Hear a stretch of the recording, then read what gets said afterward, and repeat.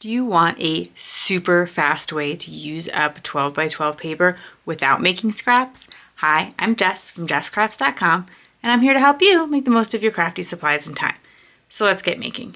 Today's template is a little bit unusual for me, but it can work to make really, really fast cards, and I have an idea for pairing it to make it even easier and make the cards a little bit more interest to them. So this template shows you how to cut one piece of 12 by 12 paper to make 12 cards, which is a lot of cards, but works up really, really fast. And then here's the sketch, which looks like almost nothing. It's just like kind of, this is where you put the piece of paper. This sketch needs non-directional pattern paper, so it should not have a clear top and bottom, and it should make sense no matter which way you flip the paper. I chose this one with the stars. Star paper in general is pretty great for this. This is the Play All Day Boy collection from Echo Park. If you notice on the back, this does still kind of have a clear top and bottom because all of the people and the trucks, like the top of them are here. But another reason that I wouldn't pick this paper is because of how much white there is in the background. I suggest a paper that has a colored background because the white on white without a matte is just not going to stand out enough. So I'm going to use just this side. And I'm going to pair it with some 3x4 journaling cards because there are 12 of them on a sheet. I might not like every single one of them for a card sentiment, and I'll show you what I do with that. Basically, I'm just going to use the back side, which is these like connecting bricks. They kind of look like Legos. And so if I don't like the front, I'll flip it onto the back. So let's look at how we are going to cut these to make these super, super fast cards. I'm going to start by cutting our 12 by 12 paper into 4 by 6 inch chunks. So we'll cut off that like branding strip there at the bottom. Then I will cut it to 6 inches. And then each of these to 4. So I'll cut 4 inches off at 8. And then 4. And I'll do the same thing with the bottom half. And then each of your 4 by 6 pieces, you are going to cut on a diagonal. Honestly, it does not matter. You could just slap it in here, cut a diagonal. You don't have to do any measurements. I did provide you measurements for those who like to know. And so it says 2 5/8, which is a little bit more than 2 1/2. So I can kind of bring it out to that mark. You can also measure it, but as you see, if I eyeball it, they're going to be different. Also going to cut apart the 3x4 cut aparts, and this will work with a variety of things that you can have in your collection. I'm going to use a 3x4 sheet because it makes 12, but you might have 3x4 journaling cards that are already cut up, maybe from a Project Life kit that you just didn't need to use, or maybe you have them like left over from a variety of projects. Maybe you have some other like larger embellishments like this. Also, you can just take another 12 by 12 sheet and cut them down to 3x4s, and you would just kind of, it would be kind of like using the back side. So make today amazing, reach for the stars, caution boys at play. That to me doesn't read like a card sentiment, so that might be a case where I flip it over. And then I'm going to put those on some red cardstock because I kind of noticed most of them had a little bit of red in it, and I prefer to pick one color of cardstock for all of the cards I'm going to make at one time. So in this case, since I'm making 12, I want to have something that will work with all 12 of them. And I have a piece of 8.5 by 11 paper. I cut it on the 8.5 side to 3 1/4, and then in half at 4 1/4, and I get the two things that I need sized perfectly. And this leaves very little scrap in the end. And you cut 6 of them, and you're going to need twice that many. So you get 6 out of one sheet, and you get this strip, which is a pretty useful strip. There's going to be other times when you're going to want to use it. And then I'm going to use another piece, get another strip like this, but pretty efficient on cardstock as well if you're going to combine it with the 3x4 inch cards.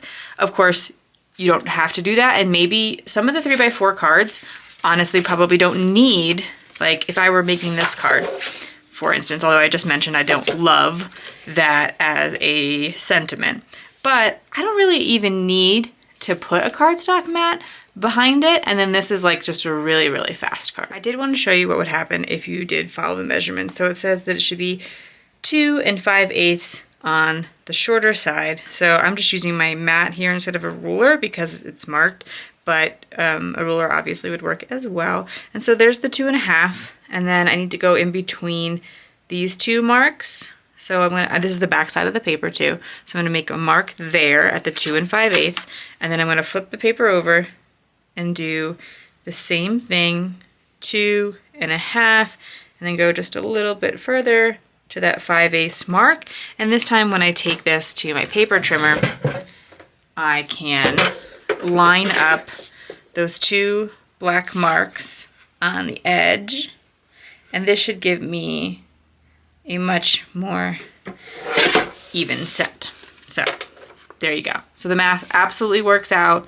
It's just I understand not everyone is going to want to take the time to do that for each and every one of them. But what I will say is that once you do it for one of them, and you can create a template like this, and I do this all the time, I'll take like a piece of scrap white cardstock and create my template. So, you know, super, super fast way is just chop it on a diagonal and don't care. The other way is to cut one of them with measurements and then just use that to line up the next one. And that'll work out pretty well. Third way is to take a piece of scrap cardstock.